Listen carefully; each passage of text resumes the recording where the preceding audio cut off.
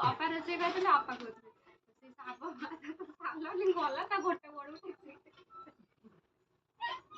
କଣ ସେଇଟା ଅପା କହୁଥିଲେ କଣ ଖାଉଛୁ ଗଲା ବେଳକୁ ପଡ଼ିଯିବ ଢାଳି ହେଇଯିବ ସେଇଠି ରଖିଦେ ରଖିକି ବସିକି ଖାଉନୁ ବସିକି ଖା ଚାମଚ ଧୋଇବ ହେଲା ହେଇଗଲା ହେଇଗଲା ଖାଇଦିଅ ଏବେ ଥାଉ ସେତିକି ଥାଉ ସେତିକି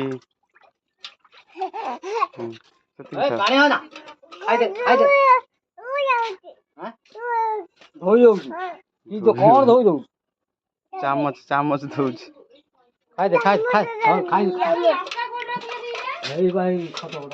ଚାମଚ ଧୋଉଛୁ